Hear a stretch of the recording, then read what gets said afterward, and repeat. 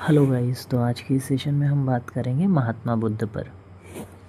ईसा पूर्व छठी शताब्दी में भारत में लोग धर्म को लगभग भूल गए थे। वेदों के प्रसिद्ध सिद्धांत पीछे छूट चुके थे और कुटिल पुजारी धर्म का व्यापार करते थे। वे विभिन्न तरीकों से लोगों को मूर्ख बनाकर ठगते थे और खुद पैसा बटोरते थे। लोग क्रूर पुजारियों के कहे पर व्यर्थ के कर्मकांड करते थे, मासूम जानवरों की बलि चढ़ाते थे। जब हर तरफ क्रूरता व अनैतिकता फैली हुई थी, बुद्ध का जन्म पुरोहितवाद और जानवरों की बलि की प्रथा को अंत करने तथा हर तरफ एकता, समानता व प्रेम की भावना फैलाने के लिए हुआ था।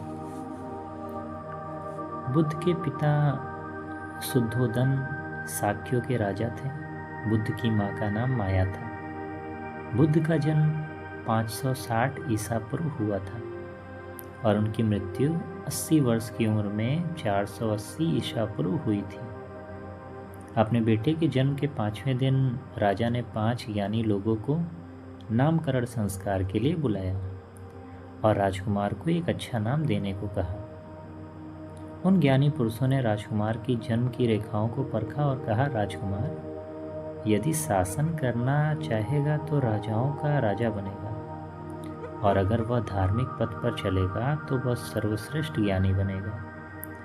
तब ज्ञानी पुरुषों ने उसका नाम सिद्धार्थ रखा, जिसका मतलब था वह व्यक्ति जिसने अपनी इच्छाओं पर नियंत्रण कर लिया हो। जन्म के 7 दिन बाद राजकुमार सिद्धार्थ की मां की मृत्यु हो गई। जब सिद्धार्थ कुछ ही वर्ष के थे तो राजा शुद्धोदन ने उन्हें विद्यालय भेज दिया। उन्होंने वहाँ भाषाएं, पढ़ना लिखना, गणित, इतिहास, भूगोल, विज्ञान और कई तरह के खेलों जैसे मुक्केबाजी, धनुर्विद्या, मल्लयुद्ध और कई दूसरी विद्याओं का अध्ययन किया। उन्होंने इन विषयों को कई दूसरे विद्यार्थियों की तुलना में कहीं अधिक तेजी से सीखा। एक दिन सिद्धार्थ अपने चचेरे भाई देवदत्त के साथ जंगल में घूम रहे थे। वह अपने साथ धनुष बाण भी लाया था। अचानक देवदत्त ने एक उड़ता हुआ हंस देखा और उसे मार दिया। उसके तीर से घायल हंस जमीन पर आ गिरा। सिद्धार्थ ने तीर को उसके पंखों से बाहर निकाला। उन्होंने एक कपड़े से उसके खून को बहने से रोका। जब देवदत्त अपना हंस मांगने आया तो सिद्धार्थ ने देने से इनकार कर दिया। देवदत्त को बहुत क्रोध आया और दोनों में इस बात पर बहुत झगड़ा हुआ कि कौन इसे अपने पास रखेगा। एक साधु ने इन दोनों लड़कों की कहानी सुनकर कहा, जीवन उसी का है जो जीवन बचाता है, उसका नहीं जो जीवन नष्ट करता है। इसलिए अधिकार के तौर पर हंस सिद्धार्थ का ही होगा। एक दिन राजा ने कुछ बुद्धिमान लोगों से पूछा, मैं अपने पुत्र को खुश रखने के लिए क्या करूं? वह हमेशा निराश और उदास रहता है। उन्होंने उत्तर दिया, अब आपके पुत्र 16 वर्ष के हो गए हैं। एक सुंदर कन्या खोजकर उनका विवाह क्यों नहीं कर देते? राजा सहमत हो गए और देश भर की सभी सुंदर कन्याओं को महल में आने का निमंत्रण दिया। इस उपलक्ष्य में राजा ने एक विशाल भोज का आयोजन किया। भोज के अंत में राजकुमार से प्रत्येक अतिथि को एक उपहार देने को कहा गया। उनके ऐसा करते समय मंत्रीगण उन्हें करीब से देख रहे थे, जिससे यह पता चल सके कि उन्हें कौन सी कन्या पसंद है। राजकुमार काफ़ी दूर थे और कीमती सामान वाली मेज के सामने खड़े सुंदर दिखाई दे रहे थे। एक के बाद एक कन्याएं शर्माते हुए उनके पास आई। वे बिना कुछ बोले उपहार लेकर वापस अपने स्थान पर बैठ गए। अंत में एक ही लड़की बची। वह पड़ोसी राजा की पुत्री यशोधरा थी। वह औरों से भिन्न रूप में बिना किसी हिचकिचाहट के राजकुमार से मिली। उस शाम को पहली बार राजकुमार ने किसी लड़की की ओर देखा। वह बहुत सुंदर थी तथा उसके चेहरे ने राजकुमार को आकर्षित किया। वह दोनों कुछ देर खामोश खड़े एक दूसरे की निगाहों में देखते रहे। कुछ देर बाद यशोधरा ने कहा, हे राजकुमार, मेरा उपहार कहाँ है? उन्होंने मेज की ओर देखा तो वह कोई उपहार शेष नहीं था। अतः राजकुमार ने अपने हाथ से अंगूठी उतारी और कहा, यह तुम्हारे लिए है। यशोधरा ने वह अंगूठी सहर्ष स्वीकार कर ली और वापस अपने स्थान पर धीरे से चली गई। जिन मंत्रियों ने यह देखा वे राजा के पास जाकर खुशी से बोले, हे राजन, हमने राजकुमार के लिए एक उपयुक्त वधू चुन ली है। वह पड़ोसी राजा सुप्रबुद्ध की पुत्री राजकुमारी यशोधरा है। हमें शीघ्र ही राजा सुप्रबुद्ध के पास जाकर उनसे उनकी पुत्री का हाथ अपने राजकुमार के लिए मांग लेना चाहिए। राजा सुद्धोधन इस बात के लिए तैयार हो गए और जल्दी ही यशोधरा के पिता से मिले। इसके उपरांत राजकुमार सिद्धार्थ और यशोधरा पर्ण सूत्र में बंधे। एक दिन राजकुमार ने अपने पिता से कहा, मैं राजकुमार से बाहर जाकर कुछ देखना चाहता हूँ कि लोग किस प्रकार जीवन बिताते हैं। बहुत अच्छा मेरे पुत्र, राजा ने कहा, तुम जा सकते हो।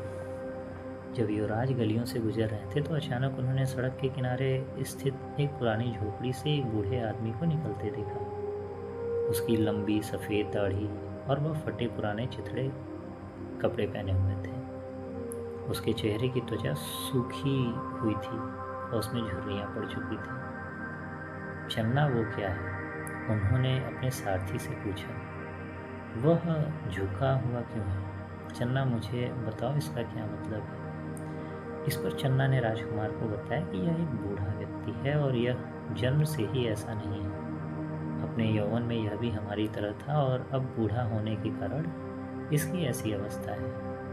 राजकुमार ने उसी समय चन्ना को वापस घर चलने को कहा, क्योंकि वे बहुत उदास हो चुके थे और उस वृद्ध रूपी भयानक वस्तु के बारे में गंभीरतापूर्वक सोचना चाहते थे।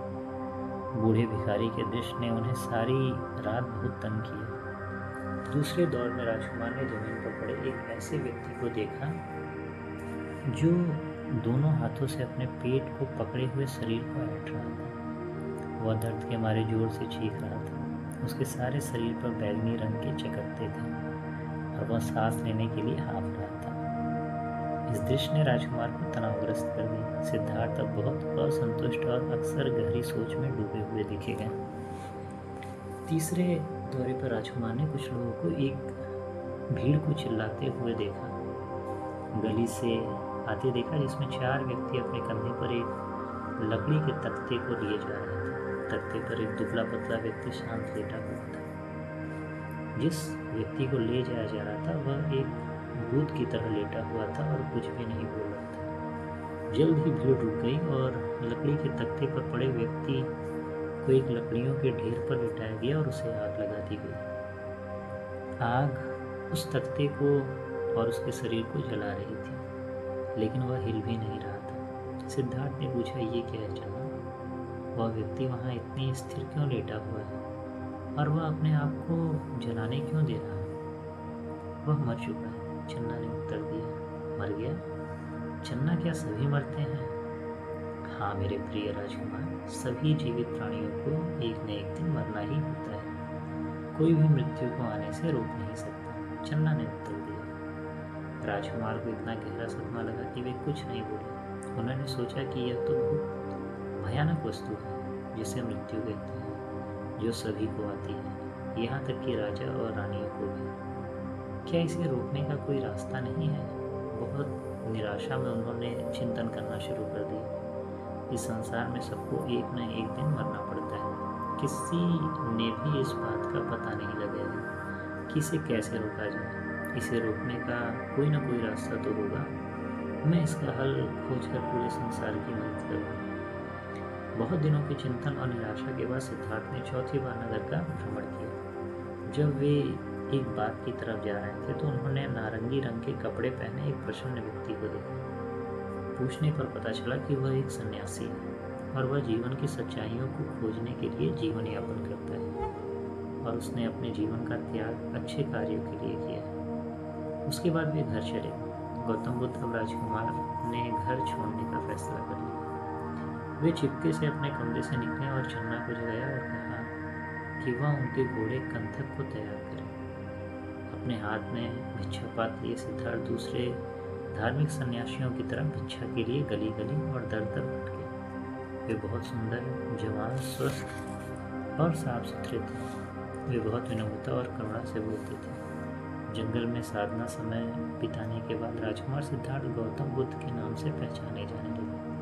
उनको 5 मित्र मिले, कोंदन्ना, भदिया, वप्पा, महानाम और अस्साजी। इन सबने भी राजमहल और इसकी विलासिता भरी जिंदगी को सन्यासी बनने या जीवन के विद्यार्थी बनने के लिए त्याग दिया था और गरीबों की तरह रह रहे थे। वे उरुवेला गए और 6 सालों तक गौतम बुद्ध ने संघर्ष किया और अपने देह को कष्ट दिया, जबकि बाकी 5 मित्रों ने उनको सहारा दिया और उनकी देखभाल की। मैं अत्यधिक तप करूँगा, गौतम ने सोचा, यही ज्ञान प्राप्ति का रास्ता है। उन्होंने व्रत का आरंभ किया, जो कि ज्ञान प्राप्ति के बेहतर तरीकों में से एक था। वे पहले चावल के एक दाने पर रहे और बाद में बिना कुछ खाए भी रहे। उनका शरीर दुबला हो गया, उनकी त्वचा का सुनहरा रंग खो गया और काला हो गया। 6 सालों तक उन्होंने इस अभ्यास को किया और अत्यधिक दर्द और कष्ट के बावजूद उन्हें ज्ञान प्राप्त न हुआ। उन्होंने अंत में निर्णय लिया कि यह तब ज्ञान प्राप्ति का रास्ता नहीं है। वो गांव-गांव अपना शरीर बनाने के लिए भोजन के लिए भिक्षा मांगते रहे। जब उनके 5 मित्रों ने यह सब देखा तो वे निराश हो गए।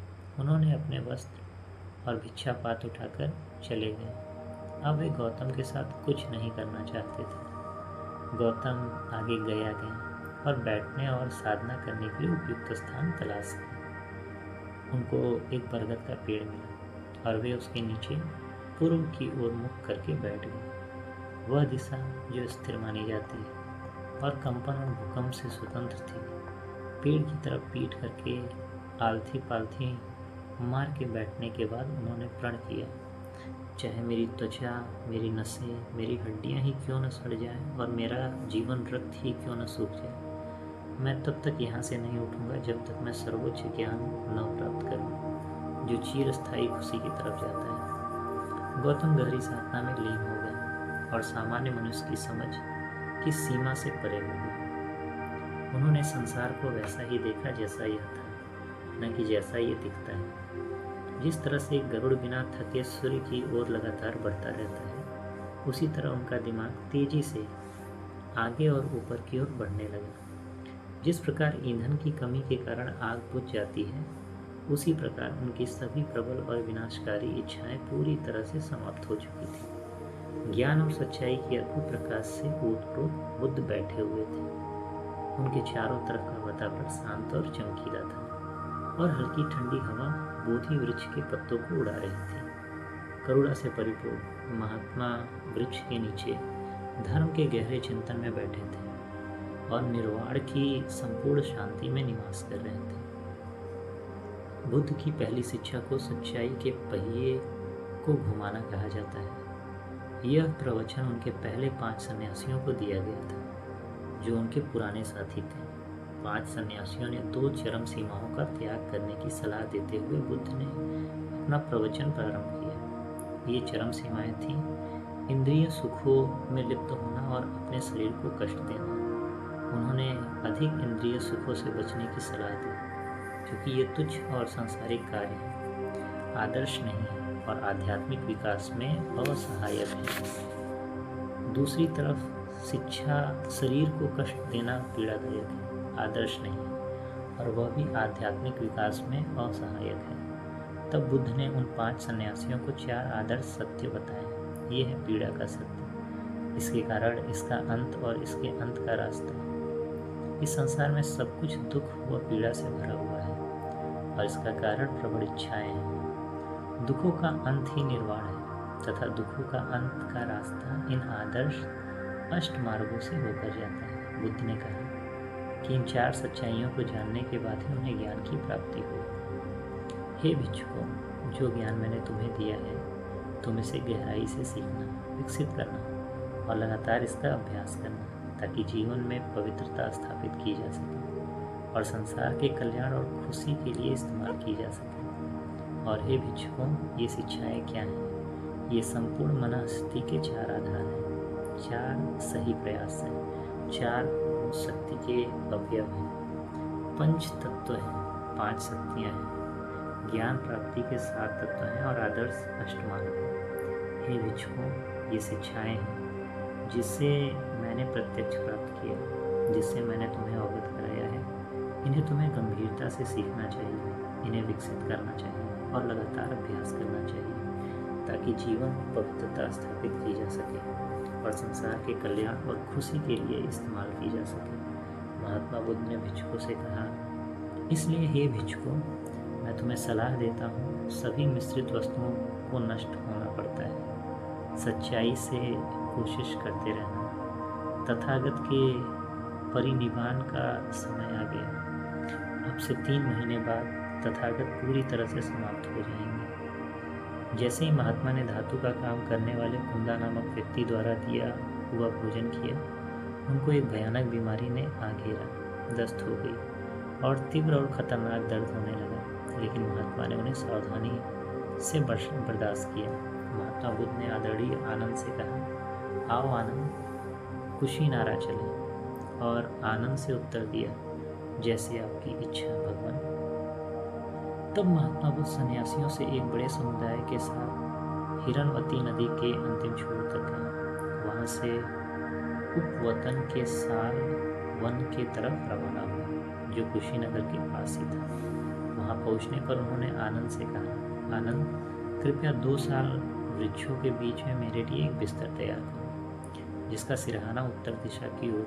मैं थक चुका हूँ और लेटना चाहता हूँ। आनंद ने कहा, जैसा आप कहें भगवान। उसने जुड़वे साल वृक्षों के बीच में एक बिस्तर तैयार किया, जिसका सिरहाना उत्तर दिशा की ओर था। तब महात्मा उस पर अपनी दाहिनी करवट सिंह के विश्राम करने की मुद्रा में लेट गए, एक पैर के ऊपर दूसरा पैर किए, सावधान और सचेत। उस समय जुड़वे साल वृक्षों पर वसंत आ गया था, जबकि यह वसंत का मौसम नहीं था।